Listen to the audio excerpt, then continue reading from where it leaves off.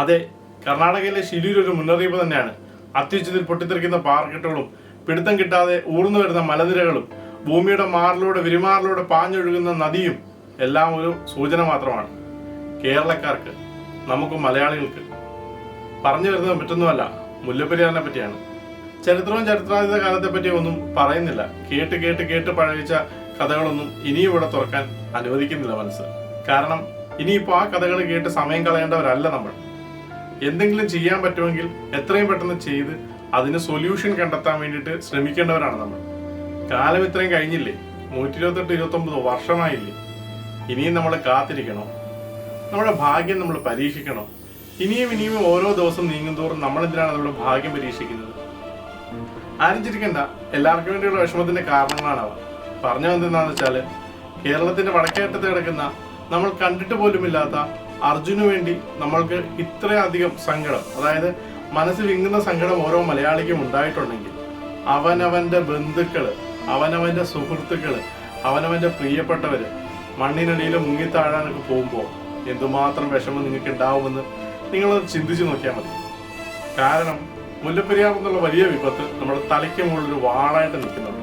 കേരളത്തെ രണ്ടായിട്ട് വിഭജിച്ച് രണ്ട് സൈഡിലേക്ക് മാറ്റാൻ പാകത്തിന് കേരളത്തിന്റെ വിരിമാറിൽ നടുക്കൂടൊരു വലിയ പാട്, ഒരു മുറിപ്പാട്.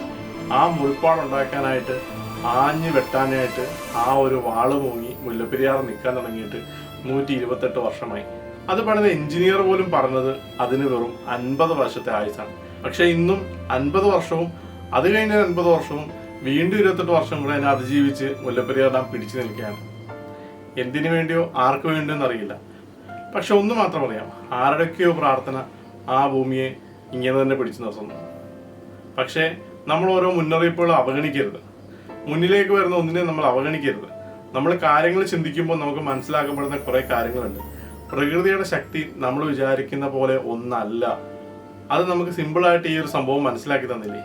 അത്രയും വലിയ ട്രക്കും അത്രയും വലിയ പവറുള്ള സാധനങ്ങളും എടുത്ത് പുഴയിൽ സിമ്പിളായിട്ട് എറിയാൻ പാകത്തിന് വെറും മണ്ണെന്ന് കരുതുന്ന ആ മണ്ണ്. ഇനി നിങ്ങളോടായിട്ട് ഞാൻ ഒരു കഥ പറയാം. ഒരിക്കൽ ഒരിടത്ത് ഉരുൾപൊട്ടൽ ഉണ്ടായി കഴിഞ്ഞപ്പോൾ ആ മനുഷ്യന്റെ കുഞ്ഞിനെ നഷ്ടമായി. ആ പറമ്പിൽ എവിടെയോ ആ കുഞ്ഞിന്റെ ശരീരം ആണ്ടുപോയി.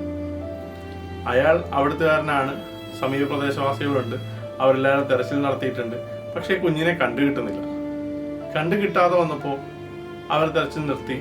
പക്ഷെ ആ മനുഷ്യന്റെ ഉള്ളിലെന്നും ആ കുഞ്ഞിന്റെ ഓർമ്മകളും കാര്യങ്ങളും എല്ലാം ഇങ്ങനെ കിടക്കുന്നുണ്ട്. ആ മനുഷ്യൻ പറഞ്ഞു അത്രേ, ഈ പറമ്പിൽ ഞാൻ വെട്ടുന്ന ഓരോ വെട്ടും, അതായത് ഒരു കർഷകനാണ്, അയാൾക്ക് പറമ്പിൽ കിടക്കാതെ ജീവിക്കാൻ പറ്റാത്തൊരു മനുഷ്യനാണ്. ആ മനുഷ്യൻ ആ പറമ്പിൽ ഇനി കിളയ്ക്കാൻ പേടിയാണ്. കാരണം എൻ്റെ കുഞ്ഞെൻ്റെ താഴെ എവിടെയോ ഉറങ്ങുന്നുണ്ട്, അതിനെ ഞാൻ വെട്ടി പരിക്കേൽപ്പിക്കുമോ എന്നുള്ള പേടിയാണ്. ഞാൻ വെട്ടുന്ന ഒരു വെട്ടം അതിന് മേത്തുകൊള്ളുമോ എന്നുള്ള പേടിയാണ് ആ കർഷകനെ അതിൽ നിന്ന് പിന്തിരിപ്പിക്കുന്നതെന്ന് ഞാനിങ്ങനെ ഒരിടത്ത് വായിച്ചിട്ടുണ്ട്. ശരിക്കും ഒന്ന് ആലോചിച്ച് നോക്കും. നാളെ നമ്മളും നമ്മുടെ ബന്ധുക്കളും നമുക്കറിയാവുന്നവരും ഒരുപാട് സുഹൃത്തുക്കളും ഒക്കെ ഇങ്ങനെ ആയി മാറേണ്ടവരല്ലേ? അതിന് നമ്മളും കാരണക്കാരല്ലേ? നമ്മൾ പ്രതികരിച്ചില്ലെങ്കിൽ, നമ്മൾ ചിന്തിച്ചില്ലെങ്കിൽ, നമ്മൾ മുമ്പോട്ടൊരു ചുവട് വെച്ചില്ലെങ്കിൽ ഒന്നും സംഭവിക്കാൻ പോണില്ല. കാരണം നമുക്കൊന്നും ചെയ്യാൻ പറ്റില്ല. സംഭവിക്കേണ്ടതൊക്കെ നമ്മളായിട്ട് സംഭവിപ്പിക്കുന്നതല്ല, പ്രകൃതിയായിട്ട് തന്നെ ചെയ്തോളൂ. നമ്മൾ നമ്മുടെ സമയത്തിന് യുക്തമായ കാര്യങ്ങൾ ചെയ്തില്ലെങ്കിൽ പ്രകൃതിയായിട്ട് അതിന് കുറച്ച് മാനദണ്ഡങ്ങൾ വെച്ച് അവരായിട്ടങ്ങ് ചെയ്യും. പിന്നെ നമുക്ക് ഒന്നും ചെയ്യാൻ പറ്റിയെന്ന് വരില്ല. ചിന്തിച്ചു നോക്കുക, ഒരു വലിയ ഡാം ദുരന്തം ഉണ്ടായാൽ നിങ്ങൾക്ക് എങ്ങനെ അതിൽ നിന്ന് രക്ഷപ്പെടാൻ പറ്റും? നിങ്ങൾ എങ്ങനെ അതിജീവിക്കും?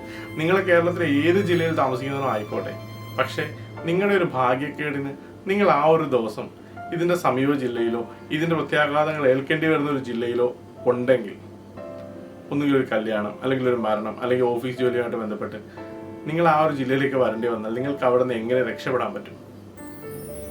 കാരണം ഇത് ഞാൻ പറയാൻ കാരണം, കുറച്ച് ജില്ലക്കാർക്ക് അവർക്ക് നമുക്ക് ഒരു കുഴപ്പങ്ങളും സംഭവിക്കില്ലല്ലോ എന്ന് കരുതി ആശ്വസിക്കുന്നവരുണ്ട്. അവരോടായിട്ടാണ് ഞാൻ പറയുന്നത്. അപ്പോൾ എല്ലാവരും കേരളം ഒന്നായിട്ട് പ്രതികരിച്ചാൽ മാത്രമേ നമുക്ക് എത്രയും പെട്ടെന്ന് ഫാസ്റ്റായിട്ടൊരു റെമഡി ഇതിനകത്ത് ഉണ്ടാക്കിയെടുക്കാൻ പറ്റത്തുള്ളൂ. 128 വർഷമായിട്ട് സുർക്കി മിശ്രിതത്തിൽ ഉണ്ടാക്കിയിട്ടുള്ള ആ ഒരു ഡാമാണ്. എത്ര ഭൂകമ്പങ്ങൾ ചെറുതും വലുതുമായിട്ട് ആ പ്രദേശത്ത് ഉണ്ടായി കാണുമെന്ന് നമുക്കറിയില്ല. റിക്ടർ സ്കെയിലിൽ 4 താഴെയുള്ള ബോംബുകൾ ഉണ്ടായിക്കൊണ്ടേയിരിക്കുന്നുണ്ടാവാം. പക്ഷേ ഒരു വലിയ ഭൂകമ്പം വരില്ലെന്ന് ആര് കണ്ടു? അതുകൊണ്ട് നമ്മൾ പ്രതികരിക്കേണ്ട സമയം അതിക്രമിച്ചു കഴിഞ്ഞു. ഇനി എങ്ങാനും ഒരു ഡാം ദുരന്തം ഉണ്ടായാൽ ആദ്യം അത് ഉപ്പുതറ ചപ്പാത്ത് മേഖലകളെല്ലാം തുടച്ചു നീക്കും. അവർക്ക് ഒന്ന് ഉറക്കം നിലവിളിക്കാൻ പോലും പറ്റത്തില്ല. അതിനു മുമ്പ് തന്നെ അവരെല്ലാം തുടച്ചു മാറ്റപ്പെടും. അതിനുശേഷം ഇങ്ങോട്ട് വരുന്ന ഓരോ ജില്ലകളെയും അല്ലെ ഓരോ സ്ഥലങ്ങളെയും അത് തുടച്ചെടുത്തോണ്ടിരിക്കും. അത് വരുന്നതനുസരിച്ച് വെള്ളം പാസ്സാവുന്നതനുസരിച്ച് അതിൻ്റെ സ്പ്രെഡ് കൂടിക്കൊണ്ടിരിക്കും. അതിങ്ങനെ വികസിച്ച് വലിയൊരു നദിയായിട്ട് രൂപപ്പെടും. ഇടുക്കി ഡാമിലേക്ക് വന്നു ചേരും. ഡാമിലേക്ക് വന്നു ചേരുമ്പോൾ ഇടുക്കി ഡാം ഇതെല്ലാം കൂടെ താങ്ങണമെന്നില്ല. കാരണം വരുന്നത് വെള്ളം മാത്രമല്ല. ഇപ്പം തന്നെ നമുക്ക് മനസ്സിലാവും ആ ഒരു മണ്ണിടിച്ചിലുണ്ടായപ്പോൾ എന്ത് വലിയ മണ്ണിൻ്റെ ആ ഒരു ഫോഴ്സാണ് വന്ന് വരുന്നത്. അപ്പോൾ ഇത്ര ദൂരത്തുനിന്ന് വരുന്ന പല മലകളെ ഇടിച്ചിളക്കിക്കൊണ്ട് വരുന്ന ആ വെള്ളം ഇടുക്കി ഡാമിൽ താങ്ങുമെന്ന് പറയുന്നത് എന്നെക്കൊണ്ട് വിശ്വസിക്കാനാവുന്നതാണ്. അങ്ങനെ വരുന്ന വെള്ളം ഇടുക്കി ഡാമിനെ തകർത്താൽ അതിന് താഴേക്കുള്ള എത്രയോ ഡാമുകളും എല്ലാം തകരുമെന്ന് ഉറപ്പാണ്. അതോടെ കേരളം വെട്ടോത്തിക്ക് വെട്ടി മുറിച്ചതുപോലെ 2 കഷ്ണമായിട്ട് മാറും. കേരളത്തിൻ്റെ നടുക്കുള്ളൊരു വലിയ ചുവന്ന പാടുണ്ടാവും. കാരണം ചെങ്കല്ലിൻ്റെയും മണ്ണിൻ്റെയും ചെളിയടിഞ്ഞൊരു പാട്. ഒരുപാട് പേരൊന്നും രക്ഷപ്പെടത്തില്ല. ചിലർ ഏതെങ്കിലുമൊക്കെ ഭാഗ്യത്തിന് രക്ഷപ്പെടുമായിരിക്കും. എങ്കിലും അവരുടെ മനസ്സ് മരിച്ചു പോകും. കാരണം അവരുടെ വേണ്ടപ്പെട്ടവരും ഉറ്റവരും ഉടയവരും ഇതിനകത്തുണ്ടെങ്കിൽ ഒരു കാരണവശാലും അവർക്ക് ഒരു കാലത്തും മനസ്സമാധാനം എന്ന് പറയുന്നത് കിട്ടാൻ പോണില്ല. അപ്പോൾ അതുകൊണ്ട് നമ്മൾ ഓരോരുത്തരും പ്രതികരിക്കണം. നമ്മൾ വെറുതെ നിന്നിട്ടോ അല്ലെങ്കിൽ വെറുതെ ഇങ്ങനെ ഒരു സ്റ്റാറ്റസ് ഇട്ടിട്ടോ കാര്യമില്ല. ഈ കഴിവുള്ള ആൾക്കാർ, ഒരുപാട് പവറും ഒരുപാട് സ്വാധീനങ്ങളും ഒക്കെ ഉള്ള ആൾക്കാർ പ്രതികരിക്കണം. അവരൊക്കെയാണ് പ്രതികരിക്കേണ്ടത്. ഒറ്റക്കെട്ടായിട്ട് പ്രതികരിച്ചു കഴിഞ്ഞാൽ എന്തെങ്കിലും ഒരു ചലനം വേഗത്തിൽ ഉണ്ടാക്കാനായിട്ട് സാധിക്കും. മുല്ലപ്പെരിയാർ പൊട്ടി വന്നു കഴിഞ്ഞാൽ ആദ്യത്തെ 15 മിനിറ്റിൽ റോഡ് മുഴുവൻ ബ്ലോക്കാവെന്ന് പറഞ്ഞത്. അതായത് എല്ലാ മനുഷ്യരും വണ്ടിയായിട്ട് റോഡിൽ ഇറങ്ങും, എല്ലാ റോഡും ബ്ലോക്കാവും, എങ്ങോട്ടും ആർക്കും പോകാൻ പറ്റാത്തൊരവസ്ഥയാണ്. ഒരുപാട് പേര് ആ വണ്ടിയിലിരുന്ന് ശ്വാസം മുട്ടിയും അല്ലാതെ പിടഞ്ഞും ഒക്കെ മരിക്കും, വെള്ളം കയറിയും ഒക്കെ മരിക്കും. അപ്പോൾ അത് കഴിഞ്ഞിട്ട് രണ്ടാമത് വരുന്നത് ചെളിയും മരങ്ങളുമാണ്. ചെളിയും മരങ്ങളും വന്ന് ഇടിച്ചിട്ട് നമ്മളിപ്പോൾ ഇനി ബോട്ട് ഉണ്ടാക്കിയാൽ പോലും അല്ലെങ്കിൽ നമുക്കിപ്പോൾ ലൈഫ് ജാക്കറ്റ് ഉണ്ടെങ്കിൽ പോലും അതിനെ കുത്തിക്കയറി കളയുന്ന രീതിയിലുള്ള മരങ്ങളായിരിക്കും വരുന്നത്. നമുക്ക് നീന്തി എങ്ങോട്ടും പോകാൻ പറ്റുമെന്ന് തോന്നുന്നില്ല. കാരണം അതുപോലത്തെ വെള്ളമാണ് വരാൻ പോണേ. അപ്പോൾ നീന്തി എങ്ങോട്ടും പോകാൻ പറ്റില്ല. ഈ മരങ്ങൾ വന്ന് ഇടിച്ചിട്ട് നമുക്ക് ആപത്ത് പറ്റാം. പിന്നെ പോരാത്തതിന് വിഷജന്തുക്കളും അവയൊക്കെ പ്രാണരക്ഷാർത്ഥം ഓടുമ്പോൾ നമ്മളെ കാണുമ്പോൾ ചിലപ്പോൾ അവർക്ക് ശത്രുക്കളായിട്ട് തോന്നി, ചിലപ്പോൾ അവർ നമ്മളെ അറ്റാക്ക് ചെയ്തേക്കാം, പറയാൻ പറ്റില്ല. അങ്ങനെ നമ്മൾ വീടും നാടും നഷ്ടപ്പെട്ടവരായിട്ട് ഒരു വലിയ ചെളിക്കൂനയ്ക്ക് മണ്ടയ്ക്ക് എങ്ങനെയെങ്കിലും രക്ഷപ്പെട്ടു എന്ന് തന്നെ കരുതുക. ഒരു വലിയ മരത്തിൻ്റെ മണ്ടയ്ക്ക് ഇരിക്കുന്നു എന്ന് കരുതുക. നമ്മളെ ആരെ രക്ഷിക്കും? അല്ലെങ്കിൽ രക്ഷാപ്രവർത്തകർ മേളിൽ നിന്നൊരു പൊതി ഇട്ട് തന്നാൽ പോലും നമുക്ക് മേടിക്കാൻ പറ്റില്ല. കാരണം ആ ചെളിയിലേക്ക് താഴ്ന്നു കഴിഞ്ഞാൽ ആ മരത്തിൻ്റെ ഉയരം അറിയാവുന്നവരാണെങ്കിൽ ഒരിക്കലും ആ ചെളിയിലേക്ക് ചാടത്തില്ല. കാരണം അത്ര ഉയരത്തിൽ അതിനകത്ത് ചാടിക്കുന്ന പിന്നെ അവനെ കിട്ടാൻ പോകുന്നില്ല. അപ്പോൾ വരാൻ പോകുന്നത് വലിയൊരു ദുരന്തമാണ്. നമ്മളെന്തുകൊണ്ട് പ്രതികരിക്കുന്നില്ല എന്നുള്ളതാണ് ഇപ്പോഴും കോമഡി. ശരിക്കും പുതിയൊരു ഡാം എന്നുള്ളൊരു ആശയം മുന്നോട്ട് വെക്കുന്നുണ്ടെങ്കിൽ ഈ പുതിയ ഡാം പണിയാനുള്ളൊരു സാഹചര്യം ശരിക്കും അവിടെ ഇല്ല. അതൊരു 50 വർഷത്തേക്ക് പണിഞ്ഞു വെക്കാം. അത് കഴിഞ്ഞിട്ട് മൂന്നാമത്തൊരു ഡാം ഇവിടെ പണിയും എന്നുള്ളതാണ് ഏറ്റവും വലിയ ആശങ്ക. അതാണ് ഈ പുതിയ ഡാം പണിയണ്ട എന്ന് പറയുന്നതിൻ്റെ ഒരു രത്നച്ചുരുക്കം. ശരിക്കും തമിഴ്നാടിൻ്റെ ആശങ്ക ഏതാണ്? നമ്മളൊരു പുതിയ ഡാം പണിഞ്ഞാൽ അവർക്ക് പിന്നെ വെള്ളം കിട്ടില്ല, നമ്മളവരെ അങ്ങോട്ട് അലോ ചെയ്യില്ല എന്നുള്ളതാണ് തമിഴ്നാടിൻ്റെ ഏറ്റവും വലിയ ആശങ്ക. നമ്മൾക്ക് ചെയ്യാൻ പറ്റുന്ന സൊല്യൂഷൻ എത്രയും ചുരുക്കത്തിൽ നമുക്ക് പറയാമെന്ന് വെച്ച് കഴിഞ്ഞാൽ, ചെയ്യാൻ പറ്റുന്നൊരു സൊല്യൂഷൻ ആ ഡാമിൻ്റെ, അതായത് ഇപ്പം 104 അടി വരെയുള്ള വെള്ളമാണ് അവർക്ക് എടുക്കാൻ പറ്റുന്നത്. 104 അടിയിലാണ് ടണലുള്ളത്. ആ ഡാമിൻ്റെ ഉയരത്തിൽ നിന്ന് 104 അടി ഇതാണെന്നുണ്ടെങ്കിൽ ആ ഡാമിൻ്റെ ഇവിടം തൊട്ട് ഇവിടെ വരെ 1 തൊട്ട് 104 വരെയുള്ള വെള്ളം വെറും ഫ്രീ ആണ്. അപ്പോൾ ഇതിൻ്റെ ഒരു 50 അടി താഴ്ചയിൽ ഒരു ടണലോട് ഉണ്ടാക്കി കഴിഞ്ഞാൽ ഇത്രയും വെള്ളത്തിൻ്റെ ഫോഴ്സ് നമുക്ക് കുറച്ച് ആ വെള്ളത്തിനെ ഒരു ലെവലിൽ എത്തിക്കാനും ആ ഡാമിനെ പാർഷ്യലി ഡീകമ്മീഷൻ ചെയ്യാനായിട്ട് പറ്റും. ഇത് വിദഗ്ധരായിട്ടുള്ള ആൾക്കാർ പഠനങ്ങൾ നടത്തിയിട്ട് പറഞ്ഞതാണ്. അതുവഴി ഡാം പാതിയായിട്ട് ഡീകമ്മീഷൻ ആകപ്പെടും. നമുക്ക് സുഖമായിട്ട് ജീവിക്കുകയും പേടി കൂടാതിരിക്കുകയും ചെയ്യാം. ബാക്കി എന്തെങ്കിലും പൊട്ടലോ ചെറിയ എന്തെങ്കിലും ഉണ്ടെങ്കിൽ നമുക്കത് പരിഹരിച്ച് വിട്ടാലും മതി. അതിന് ഉള്ള വഴികളൊക്കെ സുപ്രീം കോടതി നമുക്ക് ചെയ്തു തരുമായിരിക്കും. കാരണം അതിന് പാച്ചവർക്ക് എന്തെങ്കിലും ഉണ്ടെങ്കിൽ ചെയ്യാൻ തമിഴ്നാട് വളരെ റെഡിയാണ്, വളരെ വില്ലിങ്ങാണ്. കാരണം അവർ സ്ട്രെങ്തനിങ് വർക്കൊക്കെ നടത്തിയിട്ടുണ്ട്. ഒരു സംഘം ആൾക്കാർ പറയുന്നുണ്ട് ഈ ഡാം വളരെ സെക്യൂർ ആണ്, ഒരു കുഴപ്പമില്ല. കാരണം എന്ന് പറഞ്ഞാൽ സ്ട്രെങ്തനിങ് വർക്ക് നടത്തിയത് 2005-2006 കാലഘട്ടത്തിലാണ്. അപ്പോൾ സ്ട്രെങ്തനിങ് വർക്ക് നടത്തിയതിൻ്റെ ഭാഗമായിട്ട് ഒരു ഗ്രാവിറ്റി ഡാമാണല്ലോ. അപ്പോൾ ഗ്രാവിറ്റി ഡാമിൻ്റെ പൊക്കത്തിൽ അവർ വലിയ ഈ റോപ്പ് അടിച്ചിറക്കി താഴെ പാറയോട് ബന്ധിപ്പിച്ച് കെട്ടി വെച്ചിട്ടുള്ള പോലെ ആണ്. എന്നിട്ട് സിമെൻറ്റൊക്കെ കോൺക്രീറ്റ് മിക്സ് ചെയ്ത് ഒഴിച്ചിട്ടുണ്ട്.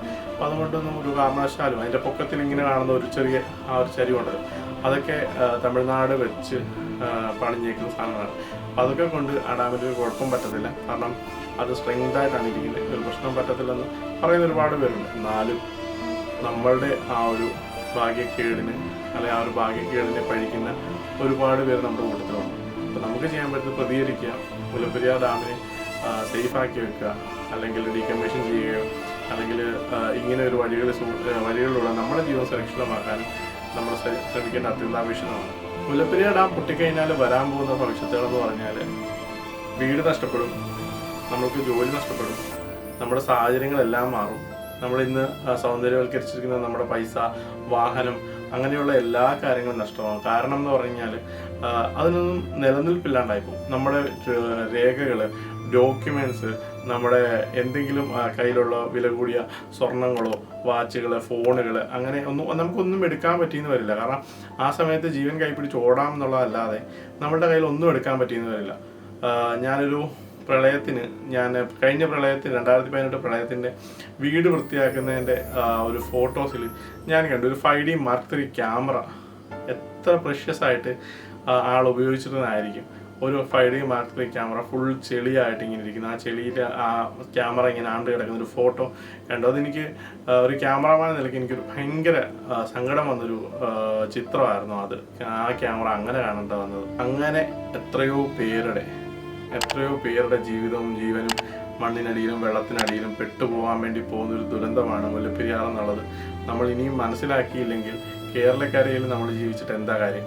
മലയാളിയുടെ ഒരു തനിമ എന്ന് പറഞ്ഞ് പുകൾ വെച്ചിട്ട് മലയാളി എന്ന് പറഞ്ഞൊരു ഇതില്ല, അല്ലെങ്കിൽ കേരളം എന്ന് പറഞ്ഞൊരു പൂർണ്ണരൂപം അതിനില്ലെങ്കിൽ എന്തുമാത്രം വലിയൊരു നാണക്കേടിലാണ് നമ്മൾ ജീവിക്കുന്നതെന്ന് ഓർത്ത് നോക്കും. പൊട്ടിയൊലിച്ചു വരുന്ന മുല്ലപ്പെരിയാറിനെ താങ്ങാൻ നമുക്കാവില്ല. കാരണം അത്രയും ശക്തിയിലും അത്രയും ആ ഒരു സ്പീഡിലും വരുന്ന ആ ഒരു വെള്ളത്തെ തടുക്കാൻ മനുഷ്യൻ്റെ ശക്തികൾക്കൊന്നും പറ്റില്ല. കാരണം നമ്മൾ ഇന്ന് വരെയും അതിനുള്ള ഒരു സെറ്റപ്പും കണ്ടുപിടിച്ചിട്ടില്ല. എവിടെ എന്തുണ്ടാവുമെന്നോ അല്ലെങ്കിൽ എങ്ങനെ ആയിരിക്കും ഈ ഒരു ദുരന്തമെന്നോ ഏത് നേരത്താവുമെന്നോ നമ്മൾ പ്രതീക്ഷിക്കുന്നില്ല. എങ്കിലും ഒന്ന് മാത്രം അറിയാം, മുല്ലപ്പെരിയാർ തകരുമെന്നുള്ള ആ ഒരു സത്യം. ആ ഒരു മൊമെൻ്റ് ഏത് നേരത്താണെന്ന് പോലും നമുക്ക് പ്രഡിക്റ്റ് ചെയ്യാൻ പറ്റാത്തതാണ് ആ ദുരന്തത്തിൻ്റെ ആക്കം കൂട്ടുന്നു എന്നുള്ളത്. രാത്രി കാലഘട്ടങ്ങളിലൊക്കെ ആണെങ്കിൽ, അതായത് ഷിലൂർ നടന്ന പോലെ ഏകദേശം പുലർച്ചെ സമയത്തൊക്കെ ആണെങ്കിൽ മനുഷ്യനൊന്ന് ഉണർന്നു വരുമ്പോഴത്തേക്ക് കാണുന്നത് ആ ഒരു വലിയ രാക്ഷസ തിരമാല പോലത്തെ വെള്ളമായിരിക്കും. 6 ജില്ലകളെ പൂർണ്ണമായിട്ട് മുക്കിക്കളയാൻ പാകത്തിനുള്ള ഒരു പൊട്ടൻഷ്യലുള്ള വെള്ളമാണ് വരുന്നത്. കാരണം എന്ന് പറഞ്ഞാൽ വിദഗ്ധർ പറയുന്നത് 0.5 TMC വെള്ളം കൊണ്ടാണ് പ്രളയത്തിൻ്റെ സമയത്ത് തുറന്നു വിട്ടതെന്നോ വന്നതെന്നോ ഒക്കെയാണ് റിപ്പോർട്ടുകൾ പറഞ്ഞത്. അപ്പോൾ ഒന്ന് ആലോചിച്ച് നോക്കുക, ഇത്രയും വെള്ളം വരുമ്പോൾ, അതായത് ഇന്നുള്ളതിൻ്റെ ഒരു 30 അടിയോളം ഉയരത്തിലെങ്ങാണ്ട് 30-35 അടിയോളം ഉയരത്തിലെങ്ങാണ്ട് വെള്ളം പാസ് ചെയ്യും എന്നാണ് പറയുന്നത്. ഇതൊന്നാടെ കടലിൽ ചെന്ന് ചേരുകയും ഈ കടലിൽ നിന്ന് ആ വെള്ളം തിരിച്ചടിക്കുകയും ആ വെള്ളം തിരിച്ചടിച്ചിട്ട് എത്രമാത്രം ദൂരത്തോട് ഈ വെള്ളം കിടക്കുന്നോ അത്രയും ദൂരത്ത് വരെ ആ തിരയടിക്കുന്ന ആ ഒരു അവസ്ഥ ഉണ്ടാകുമെന്നാണ് ഞാൻ കരുതുന്നത്. നമ്മളുടെ വാഹനങ്ങളിൽ നമ്മൾ സ്റ്റക്കായി പോവും, മുമ്പോട്ട് പോകാൻ പറ്റില്ല. നമ്മുടെ ബന്ധുക്കളെ, ഉറ്റവരെയും ഉടയവരെയും പ്രായമുള്ളവരെയും ഒന്നും നമുക്ക് കളഞ്ഞിട്ട് നമുക്ക് എങ്ങോട്ടും പോകാൻ പറ്റില്ല. നമ്മൾ അവരെയും ചുമന്നുകൊണ്ട് ഓടിക്കഴിഞ്ഞാൽ നമുക്കും എങ്ങും എത്താൻ പറ്റില്ല. അങ്ങനെ എല്ലാം കൊണ്ടും പ്രശ്നങ്ങളും നിങ്ങളൊരു വലിയ മാനസിക സംഘർഷത്തിലായി പോകും. ചിലപ്പോൾ നിങ്ങൾ ആ ഗൃഹനാഥൻ അല്ലെങ്കിൽ നിങ്ങൾ ആ ഗൃഹനാഥയെങ്കിൽ നിങ്ങൾ ആ വീട്ടിലേക്ക് ഓടിച്ചെല്ലണമെന്ന് ആഗ്രഹിച്ചാൽ പോലും നിങ്ങൾക്ക് നിങ്ങളുടെ ജോലി സ്ഥലത്തുനിന്ന് വീട്ടിലേക്ക് എത്താൻ പറ്റിയെന്ന് വരില്ല. അങ്ങനെ 100,000 സാഹചര്യങ്ങളുണ്ട്. പോരാത്തതിന് നിങ്ങളുടെ മക്കളോ ഒക്കെ നമുക്ക് വേറെ ഒരു സ്ഥലത്ത് നിന്നോ ഒക്കെയാണ് പഠിക്കുന്നതെങ്കിൽ ആകെ ആകുലതകളുണ്ട്. 4 ഫോൺ വിളിക്കാനുള്ള സമയം പോലും ശരിക്കും നമുക്ക് കിട്ടില്ല എന്നുള്ളതാണ് വാസ്തവം. നെറ്റ്വർക്കുകൾ ജാമാവും, പവർ സപ്ലൈ അന്നേരം തന്നെ കട്ടാവും. പവർ സപ്ലൈ കട്ടായി കഴിഞ്ഞാൽ പിന്നെ ബാക്കിയുള്ള ഉപകരണങ്ങളോ അല്ലെങ്കിൽ ലൈറ്റുകളും കാര്യങ്ങളോ ഒന്നുമേ പ്രവർത്തിച്ചെന്ന് വരില്ല. ഞാൻ പറയുന്ന രാത്രി കാലഘട്ടങ്ങളിൽ അങ്ങനെ സംഭവിച്ചു കഴിഞ്ഞാൽ ലൈറ്റുകളൊന്നും പ്രവർത്തിച്ചെന്ന് വരില്ല. സപ്ലിമെൻ്ററി സിസ്റ്റങ്ങളായിട്ടുള്ള എല്ലാം പെട്ടെന്ന് തീർന്നു പോകുന്ന അവസ്ഥയിലേക്ക് വരും. രാത്രി കാലഘട്ടങ്ങളാണെങ്കിൽ വഴി അറിയാതെയും ഒക്കെ മനുഷ്യന് ഒരുപാട് ബുദ്ധിമുട്ടും. അവരവരുടെ വലിയ വാഹനങ്ങളുമൊക്കെ എടുത്ത് റോഡുകളിലും നിരത്തുകളിലും സ്റ്റക്കായിട്ട് നിൽക്കാമെന്നുള്ളതല്ലാതെ പ്രത്യേകിച്ച് ഗുണമൊന്നും ഉണ്ടാകത്തില്ല. ഇതിൽ കൊല്ലപ്പെടുന്ന ഒരുപാട് പേരുണ്ടാവും. ആ ദുരന്തത്തിൽ കൊല്ലപ്പെടുന്ന ആൾക്കാരെ യഥാസമയത്ത് കണ്ടുപിടിച്ച്, അതായത് 24 മണിക്കൂറാണ് പറഞ്ഞത്. 24 മണിക്കൂർ കഴിഞ്ഞാൽ പിന്നെ നമ്മുടെ ശരീരം അഴുകി തുടങ്ങും. അപ്പോൾ അതിന് മുമ്പായിട്ട് മനുഷ്യരെ കണ്ടുപിടിച്ച് സംസ്കരിച്ചില്ലെങ്കിൽ, യഥാവിധിയായിട്ട് സംസ്കരിച്ചില്ലെന്നുണ്ടെങ്കിൽ ആ മനുഷ്യൻ്റെ ശരീരം മറ്റുള്ള ആൾക്കാർക്കൂടെ രോഗം പകരുന്ന രീതിയിൽ പറക്കുന്ന ജന്തുക്കളിലും കൊതുകുകളിലും ഇതിലൊക്കെ അങ്ങനെ വന്നിട്ട് മറ്റുള്ള ആൾക്കാർക്ക് രോഗം പകരും, ദുർഗന്ധം വമിക്കും. എന്താണെന്ന് പറഞ്ഞാലും ഒരു കാരണവശാലും ഇത്രയും ആൾക്കാരെ നമുക്ക് കണ്ടുപിടിച്ച് സംസ്കരിക്കാൻ പറ്റില്ല. കാരണം ചെളിയിൽ അത്ര ദൂരത്തിൽ ആർക്കും നടന്നു പോകാൻ പറ്റില്ല. കാരണം ആലപ്പുഴയുടെ അങ്ങേയറ്റം നോക്കുമ്പോൾ ഓച്ചിറ തൊട്ട് എറണാകുളം തൃശ്ശൂർ എന്ന് പറയുന്നത് ദൂരം ചില്ലറ ദൂരമല്ല.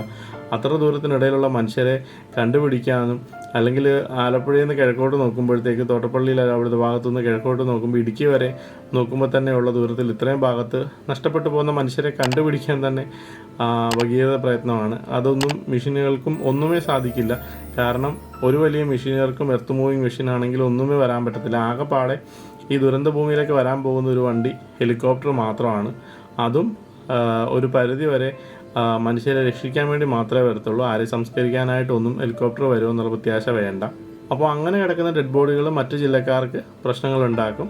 അതിൽ നിന്ന് ഒഴുകി പോകുന്ന വെള്ളം മറ്റു ജില്ലക്കാർക്ക് പ്രശ്നങ്ങളുണ്ടാക്കും. അതായത് മുല്ലപ്പെരിയാർ പൊട്ടി വരുമ്പോൾ ആ ഒരു വലിയ രാക്ഷസ തിരയായിട്ട് വരുന്ന വെള്ളം അത് മറ്റു തീരങ്ങളിൽ ചെന്ന് അടിക്കുകയും മറ്റു തീരങ്ങളിൽ ചെന്ന് അടിച്ചിട്ട് അവിടുന്ന് വലിയ തിരയായിട്ട് പരിണമിക്കുകയും ബോംബെ, ബാംഗ്ലൂർ, ഗോവ അവിടെ എല്ലാം പ്രശ്നങ്ങളുണ്ടാകുന്നു, ഇതിൻ്റെ അലകലുകളുണ്ടാകുന്നു പറയപ്പെടുന്നുണ്ട്. അതുകൊണ്ട് ശരിക്കും ഇതൊരു ഭൂമിയുടെ താളം തന്നെ ഒന്ന് കുലുക്കും എന്നാണ് അറിവുള്ളവർ പറയുന്നത്. നോസ്ട്രഡാമസിൻ്റെ പ്രവചനങ്ങളിൽ അരുണ നദി ഒഴുകും. അതായത് അദ്ദേഹം പറയുന്ന ആ ഒരു കവിതയിൽ പറയുന്നത് വലിയൊരു ജലപ്രവാഹം ഉണ്ടാകും, 2 കല്ലുകൾ അതിനെ തടയുവാൻ വൃഥാ ശ്രമിക്കും, അത് തകർത്ത് അതൊരു അരുണ നദിയായി തീരും എന്നാണ് പറയുന്നത്. അതായത് അതിനെ വിവർത്തനം ചെയ്ത് ആൾക്കാർ വരുമ്പോൾ അത് മുല്ലപ്പെരിയാറിൻ്റെ തകർച്ചയായിട്ടും, മുല്ലപ്പെരിയാറിൻ്റെ തകർച്ചയിൽ ഇടുക്കി ഡാമിലേക്ക് വെള്ളമെത്തുന്നതായിട്ടും, ഇടുക്കി ഡാമിലാണ് കുറവൻ കോർത്തിയ മലകളെ ബന്ധിപ്പിച്ചിട്ട് ഒരു ആർച്ച് ഡാം ഉണ്ടാക്കിയിരിക്കുന്നത്, അത് തകരുമെന്നും ഒക്കെയാണ് വിവർത്തനം ചെയ്ത് ആൾക്കാർ പറഞ്ഞുകൊണ്ടിരിക്കുന്നത്. നിങ്ങളുടെ ബന്ധപ്പെട്ടവർ നാട്ടിലും നിങ്ങൾ വിദേശ രാജ്യങ്ങളിലും ജോലി ചെയ്യുന്നവരാണെന്ന് വിചാരിക്കുക. നിങ്ങളുടെ ബന്ധപ്പെട്ടവർക്ക് ഇങ്ങനൊരു അപകടം വരുമ്പോൾ നിങ്ങൾക്കൊന്ന് വിളിച്ചു ചോദിക്കാൻ പറ്റാത്തൊരവസ്ഥ വരുമ്പോൾ, അവർക്ക് എന്ത് പറ്റി, സേഫ് ആണോ എന്ന് പോലും തിരക്കാൻ പറ്റാത്തൊരവസ്ഥ വരുമ്പോൾ അതെന്തുമാത്രം ഭയാനകരമാണെന്ന് ചിന്തിച്ചിട്ടുണ്ടോ? എന്തുമാത്രം ഭീകരമാണെന്ന് ചിന്തിച്ചിട്ടുണ്ടോ? നിങ്ങൾ ലോൺ എടുത്തും ചിട്ടി പിടിച്ചും അല്ലെങ്കിൽ കടം മേടിച്ചും കിട്ടിയ സാലറി മുഴുവനും എടുത്ത് ഒരു വീടുമൊക്കെ പടച്ചു വെച്ചിട്ടുണ്ടെങ്കിൽ ആ വീട്ടിൽ ഈ വെള്ളം അല്ലെങ്കിൽ ഇങ്ങനൊരു ദുരന്തം കാരണം നഷ്ടം ഉണ്ടാകുന്നത് നിങ്ങൾക്ക് താങ്ങാനാവുമോ? നിങ്ങൾക്ക് തിരിച്ച് നാട്ടിലേക്ക് വരാനുള്ളൊരവസ്ഥയില്ല, അല്ലെങ്കിൽ നാട്ടിൽ വന്ന് ചേക്കേറാൻ ഒരു കൂടില്ല എന്നുള്ള അവസ്ഥ വരുമ്പോൾ നിങ്ങളുടെ മനസ്സിലുണ്ടാകുന്ന ഒരു വിഷമം എന്തായിരിക്കും? എല്ലാവരും അലട്ടുന്ന ഒരു പ്രശ്നം, ലോക മലയാളികളെ ആകെ അലട്ടുന്ന ഒരു പ്രശ്നമാണ് ഇപ്പോൾ മുല്ലപ്പെരിയാർ എന്ന് പറഞ്ഞാൽ. ഒരു സൊല്യൂഷൻ ഇല്ലാഞ്ഞിട്ടല്ല, പക്ഷെ അത് ആ സൊല്യൂഷനിലേക്ക് എത്തുന്നില്ല എന്നുള്ളതാണ് അതിനകത്തൊരു വസ്തുത. ആരൊക്കെയോ ചേർന്ന് തടയുന്നത് പോലെ. അതായത് ഈ ശ്രീധരൻ സാറൊക്കെ പറയുന്നുണ്ട് 18 മാസം കൊണ്ട് ഈ ഒരു പുതിയ ടണൽ നിർമ്മിക്കാമെന്നും അതിനുള്ള ടൂള് നിർമ്മിച്ച് കൊണ്ടുവന്ന് അതിനുള്ള പണികൾ തുടങ്ങാമെന്നും എല്ലാം അദ്ദേഹമൊക്കെ പറയുന്നുണ്ട്. പക്ഷേ എന്നിട്ടും ഇപ്പോഴും ഒരു നിസ്സംഗതാഭാവത്തിലും അല്ലെങ്കിൽ അലസമായി ചർച്ച ചെയ്യുന്നതും ഒക്കെ കാരണമായിരിക്കാം ചിലപ്പോൾ ഇത് നീണ്ടു പോകുന്നത്. എങ്കിലും സുരേഷ് ഗോപി സാറും ഈ പുതിയ ISRO ബന്ധപ്പെടുകയും പുതിയ ഇതിനു വേണ്ടി ചെയ്യാൻ പറ്റുന്ന എന്നാ കാര്യങ്ങളാണെന്ന് ചെയ്യാനും നോക്കാനും ഒക്കെ ആയിട്ട് സംസാരിക്കുന്നുണ്ട്. അതിലൊക്കെ പ്രത്യാശയുണ്ട്. എങ്കിലും കാത്തിരുന്ന് കാണണം നമുക്ക് എന്താണ് സംഭവിക്കാൻ പോകുന്നതെന്നുള്ളത്. മുല്ലപ്പെരിയാറിനെ പറ്റി നിങ്ങൾക്ക് എല്ലാ വിവരങ്ങളും അറിയാം. എങ്കിലും മുല്ലപ്പെരിയാറിനെ പറ്റി കൂടുതൽ എപ്പിസോഡ് ചെയ്യാൻ താല്പര്യപ്പെടുന്നുണ്ട്. നിങ്ങൾക്ക് താല്പര്യമുണ്ടെങ്കിൽ കമൻറ്റ് ചെയ്യുക. കമൻറ്റ് ചെയ്യുന്നതനുസരിച്ച് വീഡിയോസ് നമ്മുടെ താഴെ പ്ലേലിസ്റ്റായിട്ട് പോസ്റ്റ് ചെയ്യുന്നതായിരിക്കും. Thank you.